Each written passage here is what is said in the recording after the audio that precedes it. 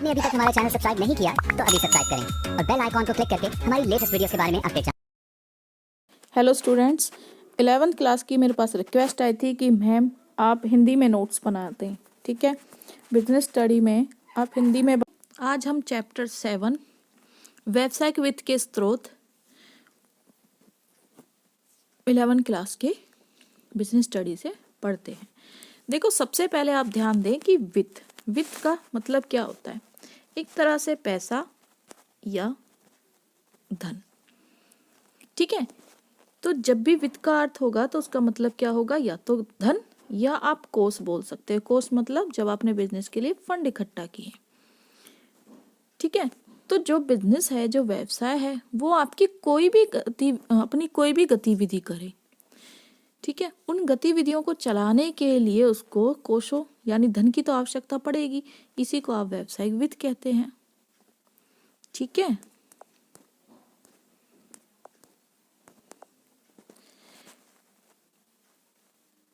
तो वित्त की आवश्यकता व्यावसायिक जीवन के प्रत्येक स्तर पर पड़ेगी। देखो, चाहे आप टॉप लेवल में देख लो, चाहे मिडिल लेवल, चाहे लोअर लेवल। ठीक है, चाहे बिजनेस के स्टार्टिंग पॉइंट में देख लो आप, चाहे आप बिजनेस के एंड पॉइंट में देख लो, हर जगह आपको पैसों की जरूरत पड़ेगी। जब बिजनेस सेटअप होगा, स्टार्टअप होगा, ठीक है, तब भी आपको पैसे चाहिए। ठीक है, बिजनेस को चलाने के लिए भी पैसे चाहिए, लेबर रखनी है तो भी पैसे चाहिए। हर जगह आपको पैसों की, और बिना पैसों के, बिना वित्त के व्यवसाय चल ही नहीं सकता। ठीक है, अब आगे हम पढ़ते हैं व्यवसाय वित्त की आवश्यकता, कि हमें क्यों पैसों की जरूरत पड़ती है। ठीक है, इसमें हम क्या क्या पढ़ेंगे। सबसे पहले हम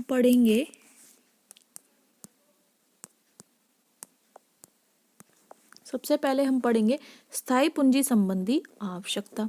अब ये स्थायी पूंजी क्या होती है। देखो, जब हम बिजनेस स्टार्ट करते हैं ना, जैसे ही हमें व्यवसाय प्रारंभ करना है तो हम कुछ स्थायी संपत्तियां खरीदते हैं। अब देखो, अकाउंट्स में आपने पढ़ी होंगी फिक्स कैप असेट्स। ठीक है, कौन कौन सी होती है बेटा, जैसे कि लैंड, भूमि, भवन, बिल्डिंग, प्लांट, मशीनरी। ठीक है, तो इन सबको खरीदोगे तो किससे खरीदोगे, फंड से, कोषों से। और फंड्स को क्या बोलते हैं, पैसा। तो देखो, बिजनेस को स्टार्ट करने के लिए आपको जब भी एसेट्स खरीदने हैं, पैसे की जरूरत पड़ी। ठीक है, सेकंड पॉइंट है आपका कार्यशील पूंजी संबंधी आवश्यकताएं। अब देखो, प्रतिदिन जो काम करने पड़ते हैं ना बिजनेस में, उनको चलाने के लिए भी फंड चाहिए, आपको पैसे चाहिए। जब आप डेली काम करने के लिए पैसे चाहिए तो उसको बोलते हैं कार्यशील पूंजी। जैसे डेली कच्चा माल खरीदते रहते हो, मजदूरों को सैलरी वेजेस देते रहते हो, बिजली का बिल भुगतान करना, ऐसी चीज़ों के लिए आपको रोज पैसे चाहिए। ठीक है, तो दिन प्रतिदिन डेली के जो छोटे मोटे सभी खर्चों को चलाने के लिए जो आपको पैसा चाहिए होता है, उसको बोलते हैं कार्यशील पूंजी। ठीक है,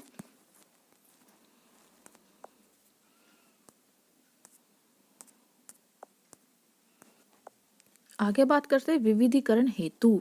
विविधीकरण मतलब एक कंपनी को अपने उत्पाद के विविधीकरण के लिए भी कोषों की जरूरत पड़ती है। विविधीकरण जैसे कि ITC। ठीक है, तो इन सब के लिए भी आपको कोष चाहिए।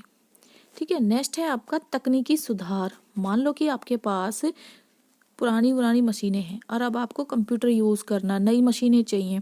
उसके लिए जो मॉडर्न टेक्निक आप यूज कर रहे हैं, उसके लिए भी आपको फंड्स की आवश्यकता पड़ेगी। तो फंड्स की आवश्यकता तो पड़ती ही है ना बिजनेस को चलाने के लिए। अगला देखिए, नेक्स्ट देखिए विकास एवं विस्तार हेतु। विकास मतलब तेजी से आपको आगे बढ़ना है, यानी जो अपना छोटा सा बिजनेस था उसको बड़ा करना है।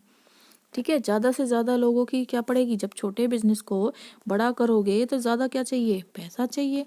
और पैसा कहाँ से आएगा, जब लोग आपकी कंपनी में इन्वेस्टमेंट करेंगे। ठीक है, यानी आपको लोन दे देंगे। ठीक है, ये जो आपका लोन है वो या तो लॉन्ग टर्म हो सकता है या शॉर्ट टर्म। ठीक है, तो चाहे आप अपने बिजनेस का विस्तार करें, चाहे विकास करें, दोनों चीजों के लिए आपको पैसे की जरूरत पड़ेगी। अब होता है कोषों के स्रोत का वर्गीकरण। आगे हम पढ़ेंगे। नेक्स्ट पॉइंट देखिए, कोषों के स्रोतों का वर्गीकरण यानी सोर्स। कहाँ से आपको पैसा मिलेगा, आप फंड कहाँ से लाओगे, क्वेश्चन आपके दिमाग में यही होना चाहिए। तो जब आप फंड लाते हो ना तो वो आपको कई टाइप से मिलता है, टाइम पीरियड के आधार पर, ठीक है। अगर कोई आपको 1 साल से ज़्यादा टाइम के लिए दे रहा है लोन तो वो दीर्घकालीन अवधि, अगर वो 1 साल तक के लिए उधार दे रहा तो अल्पकालीन अवधि, ठीक है। इनके बारे में हम बाकी चीज़ें भी पढ़ेंगे। स्वामित्व के आधार पर, स्वामित्व कोष होते हैं आपके अपने फंड, बिजनेस में लगा रहे हो, समता कोष। और ऋण पत्र कोष होता है कि दूसरे से आपने उधार लेके पैसा बिजनेस में लगाया। जुटाने के स्रोत के आधार पर, आंतरिक स्रोत यानी आपने बिजनेस के अंदर से ही पैसा अरेंज कर लिया। बाहरी स्रोत यानी आप बिजनेस से बाहर से पैसा जुटाया है। तो हम एक एक करके सभी के बारे में बात करेंगे। बेटा अगर आपको ये पूरा चार्ट अच्छे से समझ में आ गया, ये सारी चीज़ें आपको क्लियर हो गई, तो ये चैप्टर आपको अच्छे से क्लियर हो जाएगा, ठीक है। फिर आप 10 नंबर का ये चैप्टर आएगा तो 10 में से 10 मार्क्स ला सकते हो, ठीक है। तो आपको पता होनी चाहिए कि जो दीर्घकालीन अवधि होती है, लॉन्ग टर्म टाइम के लिए जब आपको पैसा मिलता है, क्षमता अंशों से मिल सकता है, संचित आय या फिर पूर्वाधिकार अंश, ऋण पत्र या वित्तीय संस्थानों से ऋण या बैंकों से, ठीक है। इनके बारे में मैं अभी आपको डिटेल में बता देती हूँ। और अल्पकालीन के लिए व्यापार साख हो सकती है, आड़त, बैंक, वाणिज्य पत्र, ठीक है। स्वामित्व कोष में या तो समता अंश होंगे या संचित आय होगी। और ऋण जब आप बाहर से लेते हो तो ऋण पत्र से, बैंक से ऋण, वित्तीय संस्थानों से ऋण, सार्वजनिक जमा, निधि वित्तीयन और वाणिज्य पत्र। आंतरिक स्रोत में या तो क्षमतांश पूंजी होगी या संचित आय। और बाहरी स्रोत में बेटा वित्तीय संस्थाओं से लोगे पैसा, बैंकों से ऋण लोगे, पूर्वाधिकारी अंश से, या सार्वजनिक जमा पत्र हो सकते हैं, या ऋण पत्र या व्यापारिक पत्र या व्यापार साख या फैक्टरिंग की, ठीक है। तो मोस्ट इंपॉर्टेंट चीज है आपकी ये सारी। अब मैं ध्यान से समझाती हूँ, आप समझो जरा। तो बात करते हैं वित्त प्राप्त करने की विधियां। अंशों का निर्गमन, आप इसे इंग्लिश में इशू ऑफ शेयर्स भी बोलते होंगे या पढ़ते होंगे इसके बारे में, ठीक है। तो अंशों के जारी करने से जो आपको पूंजी मिलती है उसको अंश पूंजी कहते हैं, ठीक है। यानी जब कोई कंपनी इशू करती है शेयर्स, ठीक है, तो उसको क्या कहते हैं, शेयर्स कहते हैं। वो शेयर्स इशू क्यों करती है, क्योंकि उसको कैपिटल मिल जाए। एक कंपनी है, ये देखो, ये एक कंपनी है, ठीक है, इसको पैसे चाहिए, ये मनी है, लेकिन ये पैसे कई लोगों के हैं, ठीक है। तो ये इन लोगों से पैसा लेना चाहती है, तो अपनी तरफ से एक एक कागज का टुकड़ा यानी ये शेयर्स इशू कर देगी कि ये पत्र तुम रख लो और अपना पैसा हमें कंपनी में दे दो। और इस पे लिखा होगा शेयर्स पे कि हम तुम्हारे पैसे को यूज़ करने के बदले में डिविडेंड देते रहेंगे, और साथ के साथ एक टाइम पीरियड के बाद आपका पैसा भी वापस कर देंगे, ठीक है। तो ये होते हैं शेयर्स। अब आगे देखिए ध्यान से कि कंपनी की जो पूंजी होती है वो छोटे छोटे भागों में बटी होती है, जिसे आप शेयर्स कहते हैं, ठीक है। मान लो कि 10,000 कंपनी के शेयर्स हैं, 10 रुपये का एक है, तो कंपनी के पास शेयर कैपिटल कितनी हुई, तो आप 10,000 गुना 10 कर दो, 1,00,000 रुपये हुई। तो जिसके पास ये शेयर्स हैं, जिसने ये खरीदे हैं या अपना पैसा कंपनी में लगाया है, उसको क्या बोलोगे, उसको बोलोगे शेयर होल्डर, कि भाई उसने शेयर्स खरीद रखे हैं, ठीक है।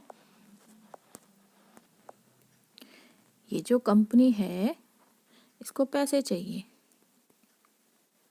1,00,000 रुपये, तो ये कहती है 10 रुपये का एक शेयर्स है, ठीक है, 10 रुपये का एक, तो एक जीरो से जीरो काटो, कितने बचे, 1 2 3 4, 10,000 रुपये, 10,000 क्या बचे, ये शेयर्स बचे। 10,000 शेयर्स हैं और 10 रुपये का एक है, इसने 1,00,000 शेयर्स इशू किए, ठीक है। ऐसे आप शेयर्स का प्राइस भी निकाल सकते हो, या फिर आप शेयर्स के नंबर भी निकाल सकते हो, या फिर कंपनी ने कितने शेयर्स कैपिटल इशू की है ये भी निकाल सकते हो। अब जो इन शेयर्स को ले लेते हैं वो क्या होते हैं, शेयर होल्डर।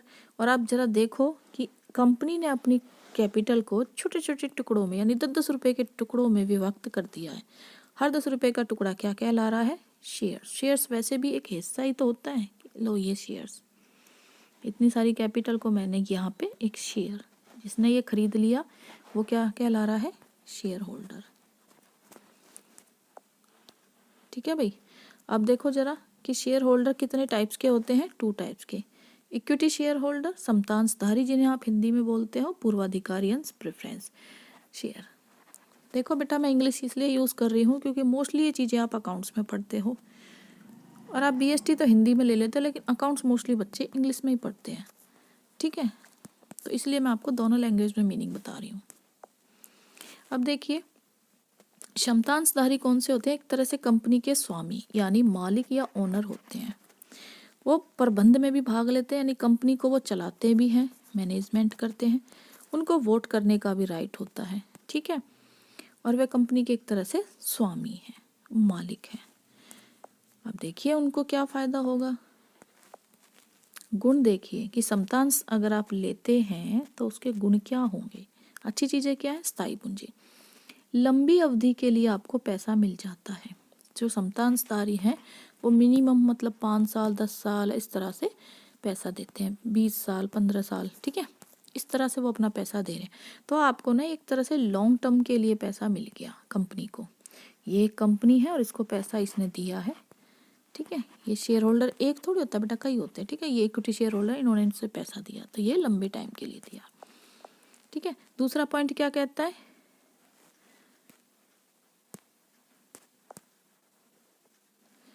दूसरा पॉइंट आपका कहता है संपत्तियों पर भार नहीं। ठीक है, संपत्तियों का भार नहीं मतलब जब समता शेयर जारी करते हैं ना तो कंपनी अपनी किसी भी एसेट्स को, ठीक है, संपत्ति को गिरवी नहीं रखती। यानी ये जो कंपनी है अपना कुछ भी सामान गिरवी नहीं रख रही, फिर भी ये लोग अपनी कैपिटल, इक्विटी शेयर होल्डर अपना पैसा कंपनी में लगा रहे हैं, क्योंकि बदले में ये सोच रहे हैं कि हम मालिक भी होंगे, हम ही इसको चलाएंगे और हम ही इस पर अपना अधिकार करेंगे। ठीक है, इसीलिए कंपनी भी कुछ भी गिरवी नहीं रखती। अधिक लाभ, अब देखो समतांशधारी हैं, एक तरह से मालिक हैं, तो जितना लाभ होगा वो ज़्यादातर लाभ जो भी कमाते हैं अपने पास ही रखते हैं बांटने के बाद। ठीक है, नियंत्रण, अब देखो जो प्रबंध में भाग ले रहा है, जो वोट डालने का अधिकार है, तो उसको कंपनी पर कंट्रोल करने का भी एक तरह से अधिकार है। ठीक है, नेक्स्ट देखिए, कंपनी पर भार नहीं। समतांशधारी को जो लाभांश का भुगतान करना एक तरह से जरूरी नहीं होता।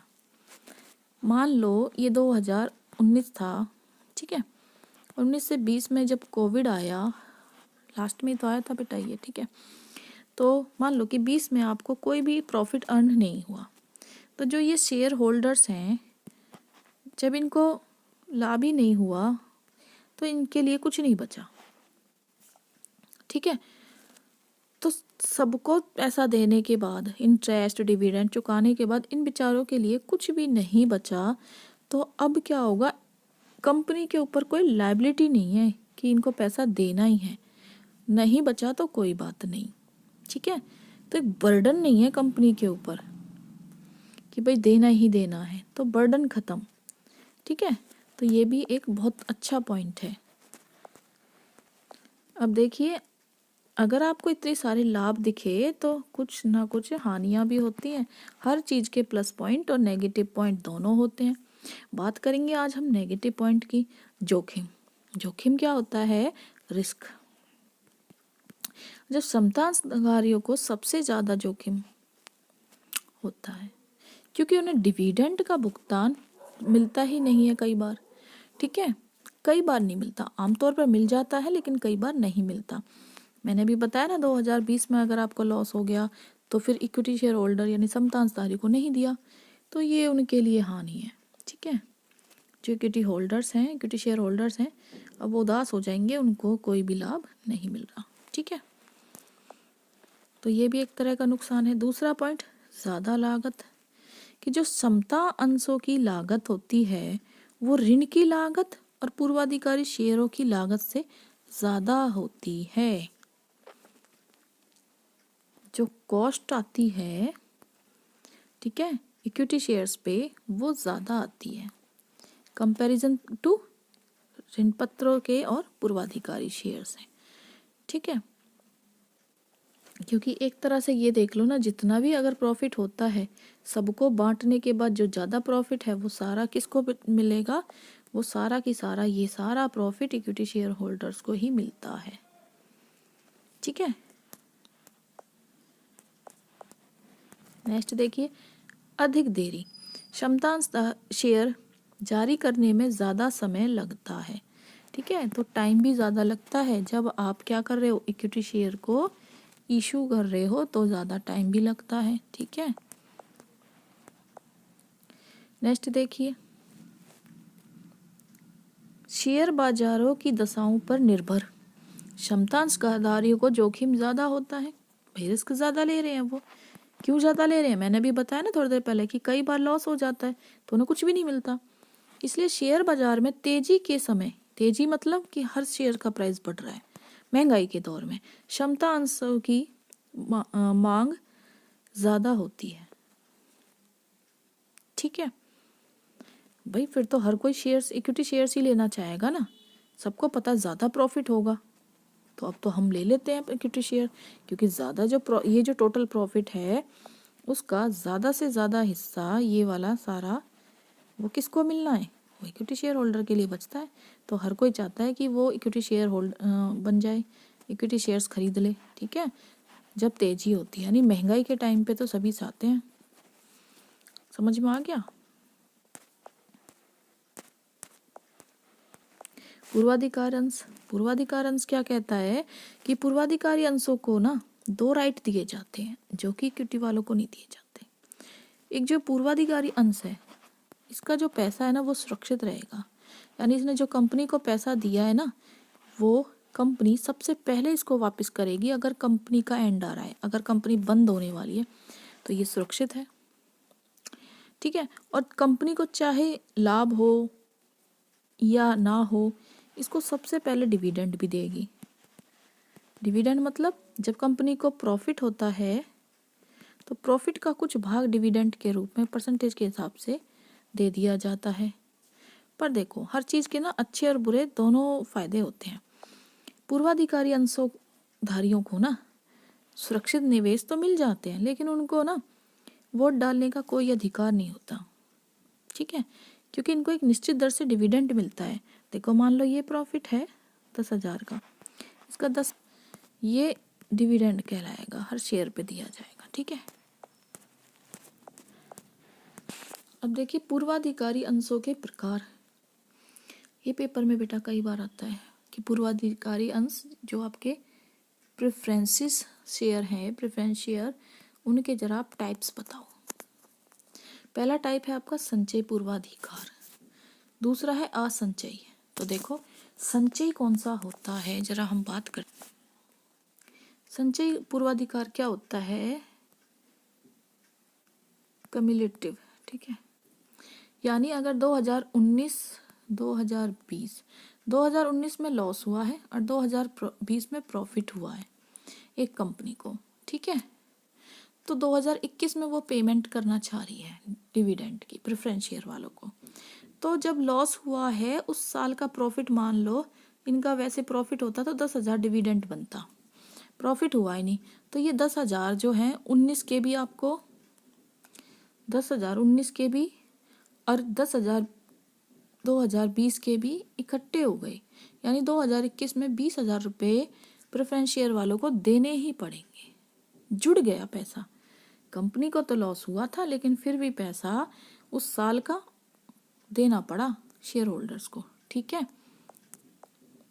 असंचय पूर्वाधिकारी अंश क्या होते हैं, कंपनी सीधा सीधा कह देती है अगर 2019 में मुझे लॉस हो रहा है मैं पैसा नहीं दूंगा, डिविडेंड नहीं दूंगा, जब मुझे प्रॉफिट हो रहा है तो ही मैं डिविडेंड दूंगा आपको। तो 2021 में लॉस वाले टाइम पीरियड के तो जुड़ेंगे ही नहीं डिविडेंड, सिर्फ प्रॉफिट वाले टाइम के यानी 10,000 ही अब दिए जाएंगे। देखो तो एक तरह से कंपनी को 10,000 का फायदा हो गया और डिविडेंड जो है कम देना पड़ा, लेकिन इसके साथ साथ जो प्रेफरेंस शेयर ले रहा है पूर्वाधिकारी उसको नुकसान हो गया, ठीक है। तो दोनों चीज़ें मैंने आपको बता दी। थर्ड पॉइंट क्या कह रहा है, भागीदारी पूर्वाधिकार अंश। नाम से ही शो हो रहा है भागीदार,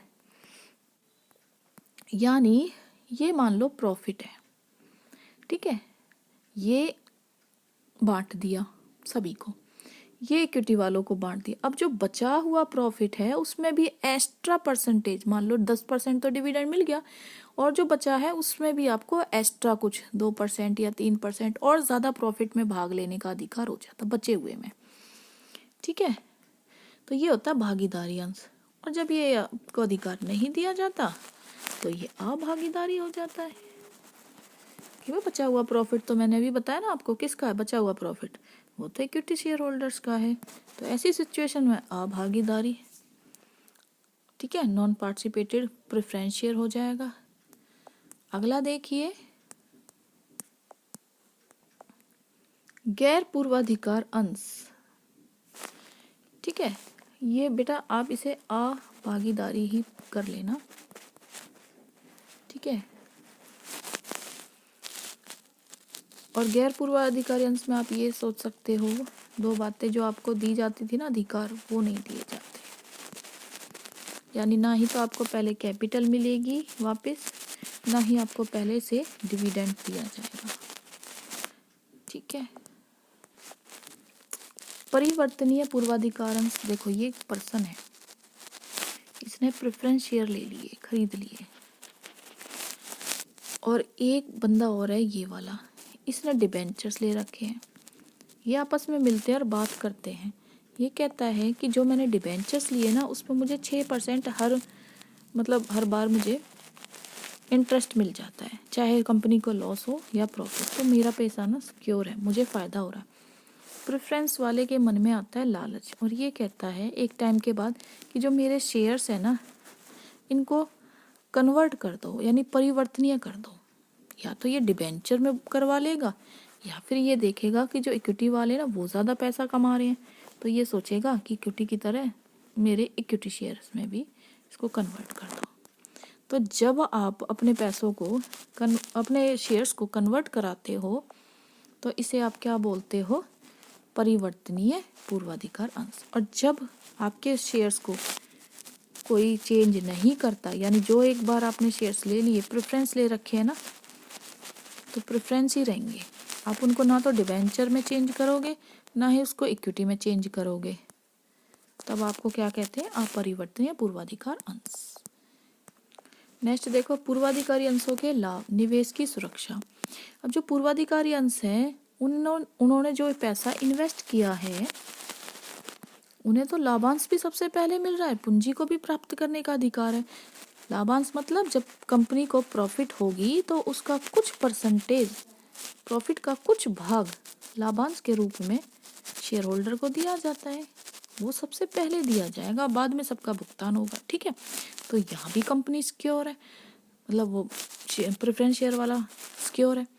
और जब कंपनी ये बंद होगी तो भी सबसे पहले जो पैसा वापस किया जा रहा है प्रेफरेंस शेयर वालों का किया जा रहा है, इक्विटी वालों को बाद में दिया जाता है, बाकी और लोगों को बाद में दिया जाएगा। तो ये दो बेनिफिट इसको मिल रहे हैं, ठीक है। तो जब इसको दो बेनिफिट मिलते हैं तो ये क्या हो जाते हैं, एक तरह से सिक्योर हो जाते हैं, सुरक्षित, ठीक है। तो पहला अधिकार, ठीक है। दूसरा, संपत्तियों पर भार नहीं। जब कंपनी ये शेयर जारी करती है तो उसकी कोई भी संपत्ति गिरवी नहीं रखी जाती, ठीक है। ये पर्सन है, इसने पैसे दिए हैं कंपनी को, तो कंपनी ने इसको कोई भी एसेट्स नहीं दिए गिरवी रखने के लिए, ठीक है। बस एक कागज के टुकड़े पे, जिसको आप शेयर्स, प्रेफरेंस शेयर बोलते हो, लिख के दे दिया कि मैं तुम्हारे पैसे दे दूंगा। गारंटी के तौर पे कोई भी मशीन या और कुछ भी चीज नहीं दी है इसके पास, ठीक है। नेक्स्ट पॉइंट, नियंत्रण। ये शेयर धारक कंपनी के प्रबंध को प्रभावित नहीं करते। ये कहते हैं कि जहाँ कंपनी चल रही है उसको चलने दो, हमें कोई इंटरफेयर नहीं है, हमें कोई मतलब नहीं है, पैसा लगा दिया है, प्रॉफिट कमाओ, ठीक है, डिविडेंड लेते रहो। और फिर इनको कोई वोट डालने का भी अधिकार नहीं होता। जब भी कंपनी में कोई भी काम हो रहा है, कोई वोटिंग हो रही है, ठीक है, तो इनको बिल्कुल भी नहीं पूछा जाता। निश्चित लाभांश, पूर्वाधिकारी अंशों पर एक निश्चित दर से लाभांश दिया जा सकता है, ठीक है, जैसे 9%, 10%, ठीक है। तो इसलिए ऐसे निवेशकों के लिए बढ़िया है जो निश्चित दर से आय प्राप्त करना चाहते हैं। यानी जो लोग एक तरह से जैसे बैंक में रखते हैं ना पैसा, कि भाई ये मेरा बैंक है, यहाँ पे पैसे रखे हैं और ब्याज सहित ये बढ़ते चले जाएंगे, ठीक है, पैसे बढ़ाने के लिए रखते हैं। तो वैसे ही कि ब्याज के रूप में एक इंटरेस्ट के रूप में एक इनकम मिलती रहती है। तो जिनको भाई इंटरेस्ट चाहिए वो बैंक में रख देते हैं, और जिनको एक तरह से शेयर्स में इनकम चाहिए, पैसे बढ़ते रहें, तो वो प्रेफरेंस शेयर ले लेते हैं, ठीक है। कोई झंझट ही नहीं है, पैसा कंपनी में इन्वेस्ट कर दिया और कुछ टाइम के बाद वो बढ़ता जा रहा है, ठीक है, तो रिटर्न मिल जाएगा। और साथ के साथ एक निश्चित आय यानी डिविडेंड। डिविडेंड क्या, प्रॉफिट का थोड़ा सा हिस्सा। ये मान लो प्रॉफिट है तो इसका थोड़ा सा हिस्सा इनको दिया जा रहा है। सीमाएं और हानियां, देखो कोसों का महंगा स्रोत। अब देखो हर चीज के कुछ अच्छे पॉइंट्स हैं, तो प्रेफरेंस शेयर वालों के कुछ बुरे पॉइंट भी हैं, नेगेटिव पॉइंट, कि इन पर जो लाभांश की दर है, जो आप इनको डिविडेंड दे रहे हो, वो ऋण पत्रों की ब्याज की दर से भी अधिक होने के कारण ये ऋण पत्र के मुकाबले महंगे पड़ जाते हैं। ऋण पत्र पे मैंने कितना बताया, 6%, और ये ले रहे हैं 10%, तो 4% तो ज़्यादा ले रहे हैं ना, तो ये हमारे लिए कॉस्ट बढ़ा देते हैं। नेक्स्ट, कर की बचत में, जब आप इनकम टैक्स में टैक्स भरने जाते हो ना, तो जब देते हो तो वो लेस करके बाकी पैसे पे टैक्स भरा जाता है। लेकिन जब आप डिविडेंड दे रहे हो तो उसकी छूट आपको नहीं मिलती, तो इस तरह से आपकी कॉस्ट जो है वो बढ़ जाती है, ठीक है। तो आप जोखिम लेने वालों के लिए उपयुक्त नहीं।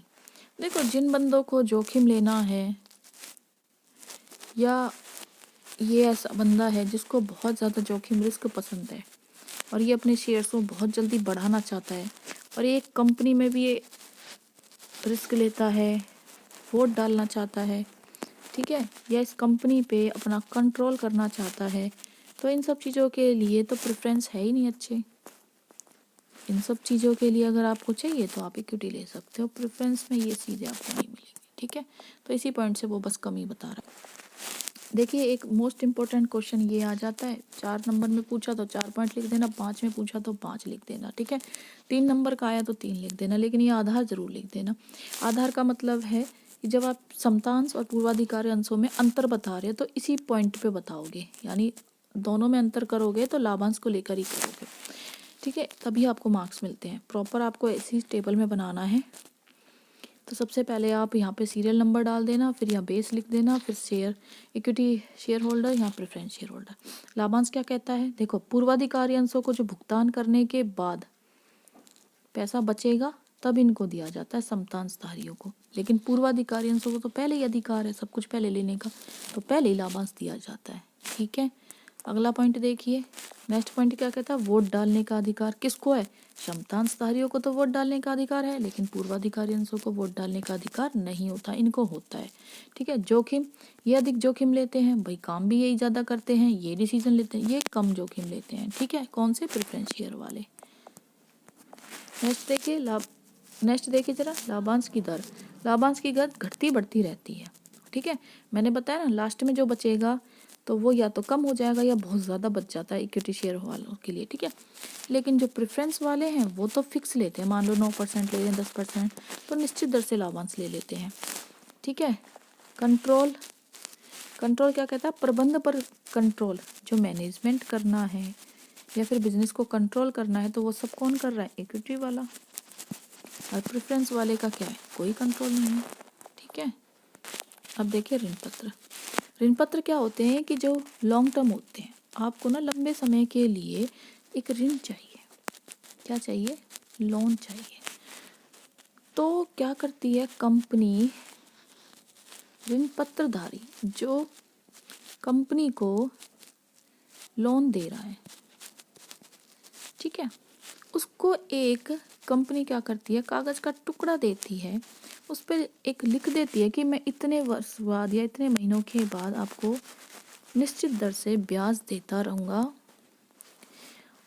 और जब आप का टाइम पीरियड 5 साल या 10 साल, जितने टाइम के बाद मुझे लोन वापस करना है, मैं उसके बाद आपके ऋण पत्रों का भुगतान कर दूंगा।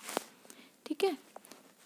तो जो अपना पैसा लगाते हैं कंपनी के अंदर, ठीक है, ये व्यक्ति है जो अपना पैसा कंपनी के अंदर लगा रहा है, तो ये क्या है? ऋण पत्रधारी। क्यों? क्योंकि इसको कंपनी ने एक लेटर लिख के कुछ टाइम के बाद तुम्हारा पैसा वापस कर दूंगा। ठीक है, तो ये ऋण पत्रधारी है।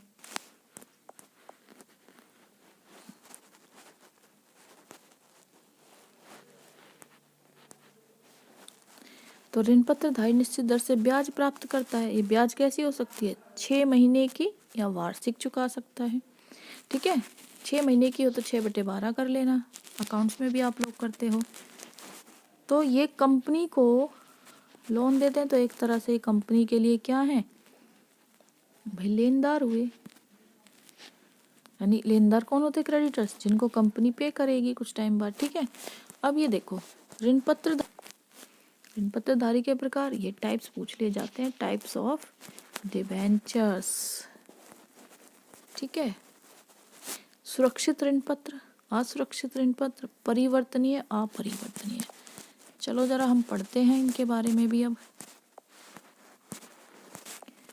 सुरक्षित ऋण, सुरक्षित ऋण क्या होते हैं कि इस व्यक्ति ने इसको लोन दिया है कंपनी को। ठीक है, तो कंपनी अपनी कोई चीज उठा के, मशीन इसके पास गिरवी रख देगी। जब इस व्यक्ति को लगेगा कि कंपनी पैसे वापस नहीं दे रही है, ना ही ब्याज दे रही है, तो इस मशीन को उठा के बेच देगा। ठीक है, और अपने पैसे ले लेगा। ठीक है, तो ये होता है सुरक्षित ऋण, क्योंकि व्यक्ति ने जो लोन दिया है वो कंपनी की एसेट्स पर एक तरह से गिरवी रख के लोन दिया है, तो इसको चिंता कम होती है, रिस्क भी कम है इसका। दूसरा है बच्चों आपका असुरक्षित ऋण। असुरक्षित ऋण क्या कहता है? इस व्यक्ति ने पैसा तो कंपनी को दे दिया, लोन तो दे दिया, लेकिन कंपनी ने इसके पास कुछ भी नहीं रखा गिरवी। तो इस व्यक्ति को बड़ी चिंता रहती है कि मेरे लोन तो अनसिक्योर्ड है, मैंने तो कुछ रिस्क ज़्यादा ही ले लिया। ठीक है, तो ये थोड़े रिस्की होते हैं व्यक्ति के पॉइंट ऑफ व्यू से।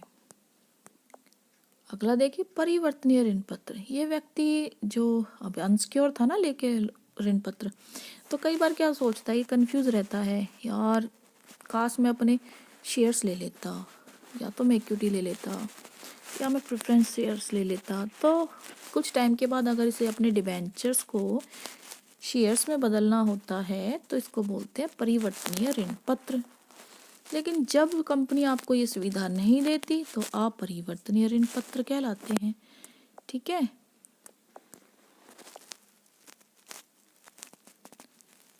शोध्य यानी रिडेमेबल। रिडेमेबल का मतलब होता है कि आपने 5 साल या 10 साल या 15 साल के लिए ऋण पत्र लिए हैं, तो इतने टाइम के बाद आपका पैसा वापस कर दिया जाए।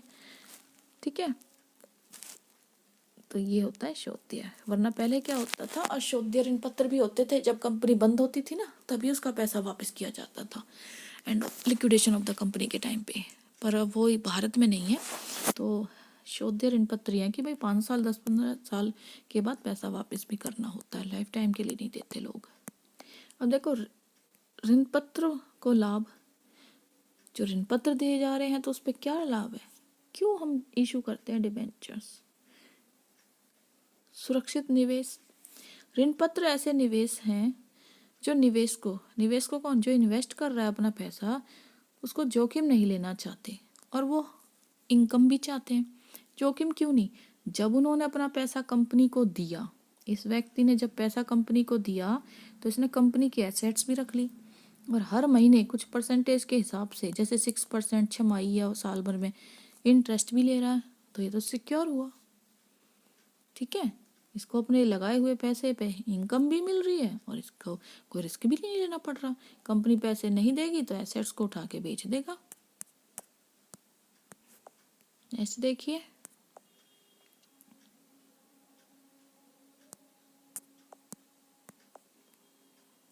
नियंत्रण। ऋण पत्रधारी जो होते हैं ना, उनको वोट डालने का अधिकार नहीं है। उनको तो बस ब्याज दिया जा रहा है 6% के हिसाब से, और बस दूर रहो, कोई वोटिंग नहीं है। कम खर्चीला पूर्वाधिकारी अंशों को तो भाई 9% और 10% लाभांश देना पड़ता था, तो वो महंगे थे, और उसकी तुलना अगर इन ऋण पत्रधारियों से किया जाए तो 6%, तो ये तो सस्ते ही है। ठीक है। और अगला पॉइंट क्या कहता है, कर की बचत। जब आप इनको जो ये ब्याज दे रहे हो ना, इसको प्रॉफिट में से घटा के जो बचता है, ये जो मान लो प्रॉफिट है 1 लाख का, और 10,000 मानो आपने डिबेंचर्स पे इंटरेस्ट दे दिया है। ठीक है, तो अब 90,000 रुपये बचेंगे, और इनकम टैक्स वाले आपसे 90,000 रुपये टैक्स लेंगे। अगर यहाँ डिबेंचर्स नहीं होते और शेयर्स होते तो वो 1 लाख रुपए पे ही टैक्स लेते, जो कि ज़्यादा जाता, और इंटरेस्ट देने के बाद टैक्स कम हो रहा है। तो आपको ये भी सोचना है कि अगर बचत करनी है ना, तो डिबेंचर ही इशू कर देती है कम। लेकिन देखो, हर चीज़ की कुछ सीमाएं भी होती हैं, यानी अच्छी बातों के साथ साथ नेगेटिव पॉइंट्स भी होते हैं। क्या नेगेटिव पॉइंट है? स्थायी दायित्व, कि अगर हानि भी हो रही है ना, लॉस भी हो रहा है, तो भी कंपनी को ब्याज चुकाना है, तो ये भी जोखिम भरा होता है। अब मान लो कि लॉस ही हो रहा, बंदे को कुछ है ही नहीं, तो ऊपर से इनको पैसे भी दो, कहाँ से देगा? ठीक है, तो ये क्या है, बहुत रिस्की नहीं हो गया? ये तो आके खड़ा हो जाएगा कि मेरे पैसे दो, कंपनी के पास है नहीं, बेचारे के पास, किसी और से लोन लेके इसको देगी, बहुत रिस्की हो गया।